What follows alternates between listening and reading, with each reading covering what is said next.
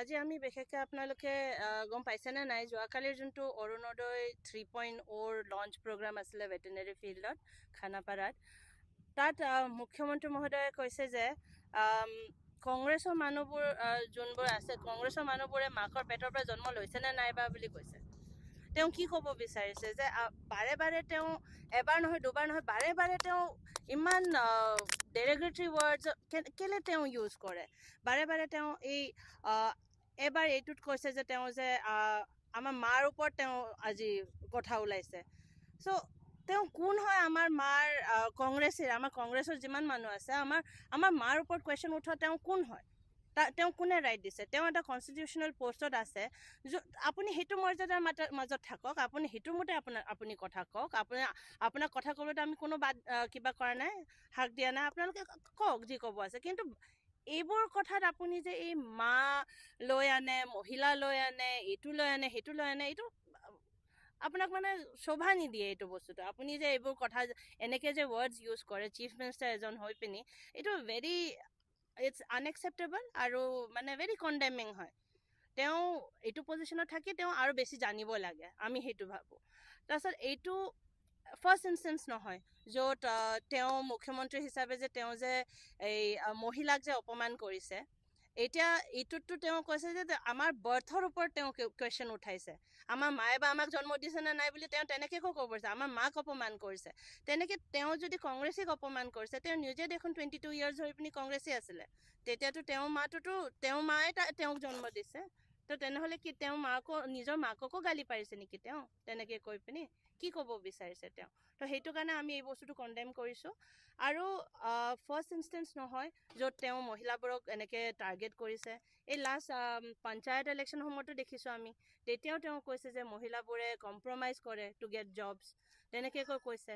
তাৰ আগতেও ছামটাইম ইন 2022 তেতিয়াও তেওঁ সোনিয়া মেমৰ ওপৰত তেওঁ কুৱেশ্যন কৰিছে, য'ত তেওঁ কৈছে যে ৰাহুল গান্ধীৰ পৰা আমি প্ৰুফ বিচাৰিছোঁ নেকি তেওঁ ৰাজীৱ গান্ধীৰ পুত্ৰ হয় নে নহয় বুলি। চ' তেওঁ কি ধৰণৰ কি কৰিব বিচাৰিছে আমি বুজি নাপাওঁ। But it is very condemning যে আৰু very shameful for a chief minister of Assam to actually say something like that.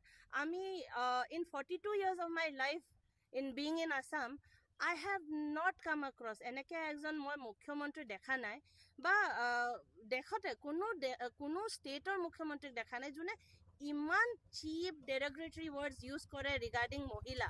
Specially বিজেপিয়ে বাৰে বাৰে কয় বেটি বাচাও বেটি পঢ়াও, মহিলাক বোলে অৰুণোদয়, স্পেচিয়েলি যোৱাকালিতো অৰুণোদয় স্কীমৰ লঞ্চ আছিলে য'ত মহিলা ইমান আছিলে। এনেকৈ সময়ত তেওঁলোকে যেতিয়া বিজেপিয়ে বাৰে বাৰে মহিলা কৈ থকাৰ পিছত এই মহিলাক যে বাৰম্বাৰ তেওঁলোকে যে অপমানিত কৰে, তে মহিলাবোৰে এতিয়া বুজি পাব লাগে আৰু BJP itself is not a party. এই পাৰ্টিয়ে নহয় যোনে মহিলাক সন্মান দিব জানে, মহিলাক সন্মান নিদিয়ে তেওঁলোকে। আৰু বাৰে বাৰে এতিয়া সেইকাৰণে মানুহবোৰে বুজি পাব লাগে, মহিলাবোৰে বুজি পাব লাগে এই অৰুণোদয় এইবোৰ চব মানে এটা স্কেম এটা হয়। তেওঁলোকে এনেই ওপৰা ওপৰি তেওঁলোকে পইচা দি মেলি 1250 দি পিনি তেওঁলোকে ভাবিছে যে মহিলাবিলাকক ফুচলাই মেলি থৈ দিম। কিন্তু আমি যদি এনেকৈ ফুচলি মেলি থাকোঁ, মহিলাবোৰে যদি বুজি নাপায় এতিয়াও নিজৰ ভেলিউ, আৰু বিজেপিয়ে যে কি কৰি আছে, কি ধৰণে মহিলাক অপমানিত কৰি আছে, সেই যদি আমি বুজি নাপাওঁ, তেনেহ'লে আমাৰ অসমক আৰু কোনো বচাব নোৱাৰে। আৰু FIR খন আমি দিলোঁ এতিয়া, কিন্তু হেমন্ত বিশ্ব শৰ্মাকে দিছোঁ, আমি চিফ মিনিষ্টাৰকে দিছোঁ কিবাটো, আৰু মই দিছোঁ। মই চেৰিজমা ৰংপিপি, এনেই কংগ্ৰেছৰ মই মিডিয়া স্প'ক্স পাৰ্চন হয়, মিডিয়া চেয়াৰমেন হয়। তো মই সেইটো মতে মই দিছোঁ আজি মহিলা কংগ্ৰেছৰ ফালৰ পৰাও। চ' বৰ্তমান আমি ST উইমেন হিচাপে আমি এইটো বহুতে বেছি আমি অপমানিত ফিল কৰিছোঁ। আমি সেইকাৰণে আমি বিচাৰোঁ যে এইটোৰ ওপৰত তেওঁলোকে এই আমাৰ FIRটো যাতে ৰেজিষ্টাৰ হয়, আৰু নট জাষ্ট ৰেজিষ্টাৰ হয়, তেওঁলোকে যাতে এক্ট লয়। Because as ST women ST/SC act আছে, আমি যোনটো এটা আই ফিল থ্ৰেটেণ্ড, আই ফিল ভায়লেটেড। যি ধৰণে তেওঁ কৈছে মই অপমানিত ফিল কৰিছোঁ, তেনেকৈ মোৰ মাক অপমান কৰিছে, তো যোনটো মই চাই থাকিব নোৱাৰোঁ। তো সেইকাৰণে আজি ওলাই আহিছোঁ আমাৰ মাবিলাকৰ কাৰণে, আমাৰ নিজৰ কাৰণে। মই নিজেও মা হয়, তো মই নিজৰ কাৰণে, মোৰ নিজৰ ছোৱালীৰ কাৰণে, ফিউচাৰ জেনেৰেশ্যন, আমাৰ মহিলা চব এভৰি উইমেনৰ কাৰণে মই আজি ওলাই আহিছোঁ এইটো কথাটো ক'বলৈ কাৰণে।